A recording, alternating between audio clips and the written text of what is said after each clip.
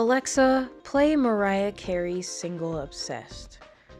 All jokes aside, I know this is old news to most people in the doll community right now, but I want to quickly share my opinions about the Barbie Dream Besties dolls in today's video because to me, they look like they're heavily inspired by Bratz dolls.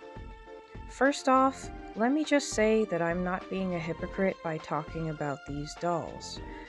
I know that they're meant for a younger audience, and I know that I just finished saying that people should not complain about dolls made for kids, but I don't particularly dislike the Barbie Dream Besties dolls. In fact, I think they're quite pretty. But with that said though, the similarities are striking. I'm going to show the Barbie Dream Besties dolls on screen now, so you can see what they look like for yourselves. But, in my opinion, Renee looks a lot like Jade, Teresa looks a lot like Yasmin, and Sasha looks very similar to Brooklyn. Most doll brands have a white, blonde doll, so it would be a bit of a stretch to compare the blonde doll Malibu Barbie to Chloe, but stylistically, the Dream Besties dolls also have larger eyes and much larger head sculpts than the average Barbie dolls. Anyways, Mattel has been inspired to create a group of 4 ethnically diverse girls that look a lot like the Mattel doll prototypes, mixed with an Ever After High and My Scene reboot. But they're not brats. They're a group of 4 girls called the Besties, another word that coincidentally starts with the letter B. In my opinion, it's too coincidental to pass all of this off as unintended. Some people have speculated that the Barbie Dream Besties is simply a My Scene reboot disguised as a Barbie Extra reboot, but in my opinion, this is not a which came first or the chicken and the egg argument.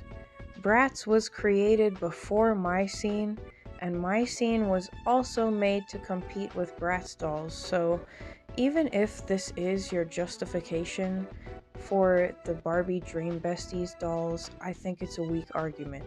Sorry, not sorry, just being fully honest. Also, after Mattel indirectly shaded Sasha in the newest Barbie movie by referring to her as Bunny Boo Boo instead of Bunny Boo, it's clear to me that the Mattel and MGA feud is far from over behind the scenes. There's nothing wrong with a bit of good-spirited competition in the industry, but I'm worried about Isaac Larian's reaction to these Barbie Dream Besties dolls. Hopefully, MGA doesn't feel the need to tone down the maturity of the Bratz brand to better suit the tastes of a younger demographic, just to temporarily outsell Mattel. In my opinion, MGA needs to stay in its current lane when it comes to Bratz dolls.